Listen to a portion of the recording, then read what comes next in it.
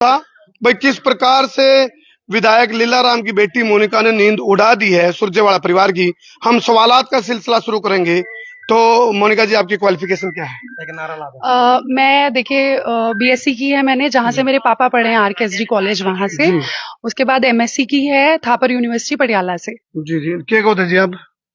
बस जय श्री राम, जय श्री राम, लीला राम लीला राम, जय श्री राम, जय श्री राम। लीला राम लीला राम। एक बात है ना, तो राम राम कहीं काम चलता ना कुछ वोटन काम चल रहा। वोट आ जाएंगे कि नहीं? बिल्कुल बिल्कुल, हाँ जी, वोट आएंगे। राम राम करते वोट आ जाएंगी। वोट आराम राम तय आऊंगी या राम राम तय आऊंगी या तेज तेज आऊंगी? देखिए, वोट आएंगी, अपनी स्पीड से आएंगी, पर वोट जरूर आएंगी, इतने हम आश्वस्त हैं। खटाखट आएंगी? बिल्कुल आएंगी। खटाखट हाँ जी। खटाएंगी, खटाखटाएंगी, वोट भी और सपोर्ट भी। वोट भी सपोर्ट भी। बीजेपी जिंदाबाद। चलो अच्छा, देखो मेरा पहला सवाल, देखो मेरे सवाल होते हैं मोनिका जी, जलेबी जैसे सीधे और करेले जैसे मीठे। अच्छा, इसीलिए मैंने मैंने कर्मू कौन कहूंगा ठीक है, है। पर कर्मू ना कर्मू कौन कहूंगा। हाँ जी, हाँ जी। तो मेरे को ये बताओ, आपके बाबूजी के बारे में आप कह रहे हो कैंपेन में जा रहे हो, लोगों से क्या कह रहे हो आप जाकर के? जब वोट मांगते हो तो वोट तो विकास के नाम पे मिलती है, हाँ जी, वोट तो काम के नाम पे मिलती है। हाँ जी। और काम क्या किए हैं आपके बाबूजी ने? देखिए, उन्होंने बहुत सारे काम हुए हैं जी कैथल में। 27 सड़कें बनी हैं जो गांवों से गांवों को कनेक्ट करती हैं। ड्रेन की पटड़ी है जो खनौरी बाईपास तक बनाई गई है अभी। 1000 करोड़ का मेडिकल कॉलेज सबसे बड़ा जी जो यहाँ पर आ रहा है। जी और महर्षि वाल्मीकि यूनिवर्सिटी है। और पुराना जो हमारा हॉस्पिटल है वहां पर 100 बेड का हॉस्पिटल तैयार कर रहे हैं जच्चा बच्चा के लिए। उसकी पहली किस्त 6 करोड़ रुपए की, वो सैंक्शन हो गई, आ गई है। जी और उसके अलावा और बहुत से कार्य हैं। गली चौपाल का जो उन्होंने निर्माण किया है गांवों में, तो ये सारी चीजें हैं जी। जो की हैं, हाँ जी, बीजेपी सरकार ने। एक तरफ आपके पिताजी हैं, दूसरी तरफ एक युवा चेहरा आदित्य सुरजेवाला, और उनके जो पिताजी हैं रणदीप सिंह सुरजेवाला कहते हैं भाई लीलाराम की तो पहचान ये है कि मेरे तो चल दी को नहीं, ये पहचान है आपके पिताजी की। देखिए, उनके कहने से कुछ नहीं होता, मैं ये कहती हूँ। वो कुछ भी कर सकते हैं, वो कुछ भी कह सकते हैं। आप सभी जानते हैं, वैसे तो वो अपने आप को नेशनल लेवल का एक लीडर दिखाते हैं, और कभी वो किसी की मिमिक्री कर रहे हैं, लेकिन उसमें उनकी गलती नहीं है। वो ये चीजें अपने आला कमान से सीख के आ रहे हैं। हम सभी ने देखा, पूरे देश ने देखा कैसे उन्होंने ओपी धनखड़ जी की मिमिक्री की थी पार्लियामेंट के बाहर आके। तो ये सब देखिए, वो उनसे सीख रहे हैं, राहुल गांधी जी से सीख रहे हैं। वो ऊपर बैठे हैं तो वही होगा। जैसे कि एक कहावत है, चैरिटी बिगिंस एट होम। जो हम अपने बच्चों को घर पे सिखाते हैं वही वो बाहर करेंगे जाके। तो उनके कहने से कुछ नहीं होता, उनकी बातों में कोई दम नहीं है। जब उनके पास कोई मुद्दा नहीं बचता, क्योंकि जब उन्होंने अपने कार्यकाल में व्यापारियों को इतना परेशान किया, जो कब्जे व्यापारियों की दुकानों पर और जमीनों पर किए गए, और जो एक, मैं बताऊं, मेरे पापा जो हैं वो 36 बिरादरी के नेता हैं, और उनका हमें पता है सुरजेवाले जी का कि वो किन के नेता हैं। तो मैं उनकी बातों पर, ऐसी चीजों को कोई तवज्जो मुझे लगता है लोगों को नहीं देनी चाहिए। तो रणदीप सुरजेवाला की तो चलती है? बिल्कुल चलती है उनकी, उनकी बहुत चलती है। अभी अभी टिकट्स डिक्लेयर हुई हैं, आपने देख लिया कि उनकी कितनी चलती है। अगर उनकी इतनी चलती है तो उनको खुद को टिकट क्यों नहीं मिली? उन्होंने अपनी तीसरी पीढ़ी को उतार दिया है। मुझे एक बात है, ये राजा का बेटा राजा, ऐसा क्यों?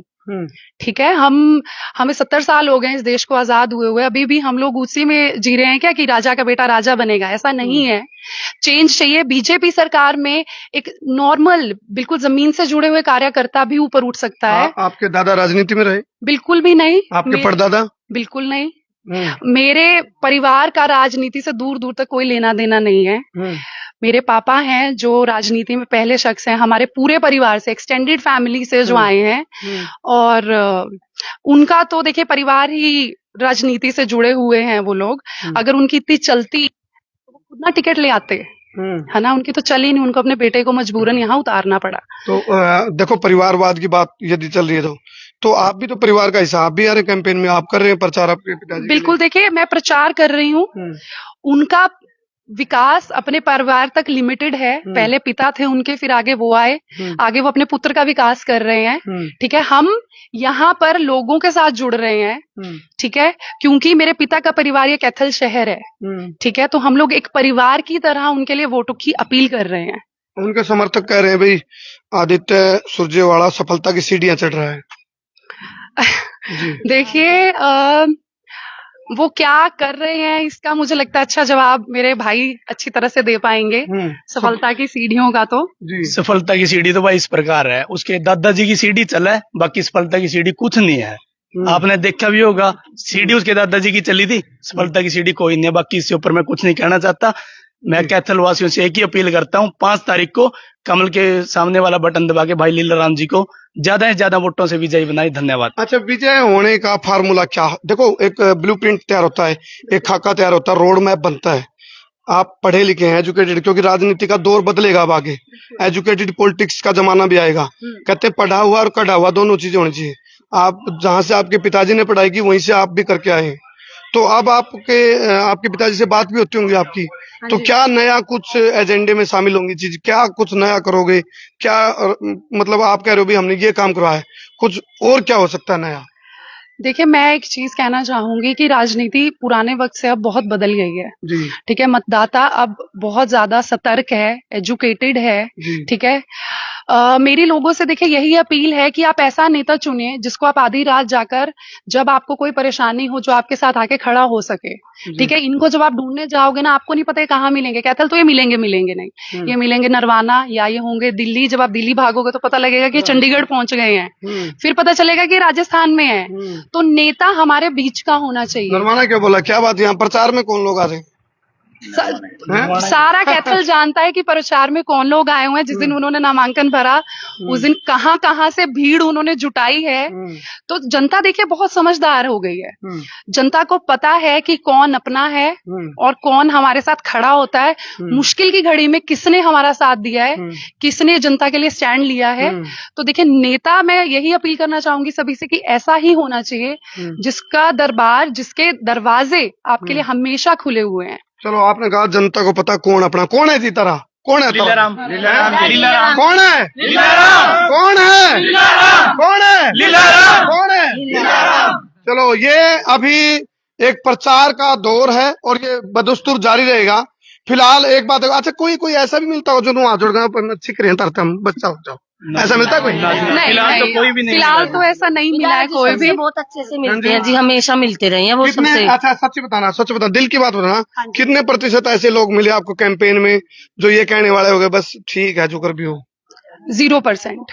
अच्छा, हाँ जी, देखिए सब मतदाता की अपनी एक सोच होती है। वो पहले ही सोच चुके हैं कि हमने किसका साथ देना है। हम डोर टू डोर इसलिए जा रहे हैं, सब हम हर एक गली, हर एक घर तक पहुंचना चाहते हैं। लोगों को बताना चाहते हैं कि हम यहीं थे और यहीं पे ही रहेंगे, हम इधर उधर नहीं भागने वाले हैं। तो यही सोच है, यही मैं आपके चैनल के माध्यम से सभी से अपील करना चाहूंगी कि ज्यादा से ज्यादा वोट देकर बीजेपी को विजयी बनाए। यानी कि एमएससी फिजिक्स से एमएससी फिज पॉलिटिक्स। नहीं, मैं इस चीज पर कुछ नहीं कहना चाहूंगी। मैं सिर्फ अपने पिता के लिए वोट मांग रही हूँ और जो उन्होंने कार्य करे हैं और जैसे वो शख्सियत है वो लोगों तक पहुंचा रही हूँ। मेरा बस यही काम है। मतलब आप वोट पिता के लिए मांग रहे हैं, कैथल के लिए नहीं मांग रहे? कैथल के विकास के लिए, वही तो मैं आपको कह रही हूँ कि उनके बारे में बता रहे हैं कि देखिए आपका नेता ऐसे हैं, आपके नेता हैं जो मिलनसार हैं, सबको इज्जत देने वाले हैं और जो उन्होंने एक सुरक्षा सभी वर्ग को दी है, ये जो पिछले 5 साल 10 साल में बीजेपी के कार्यकाल में मिली है ना, उसके बारे में लोगों को बता रहे हैं। चलिए, तो फिलहाल हमने विधायक लीलाराम की जो सुपुत्री हैं मोनिका से हमने बात करी और हमारा टाइटल भी है यूं भाई, लीलाराम की जो छोरी पुत्री उसने सुरजेवाला परिवार की नींद उड़ा दी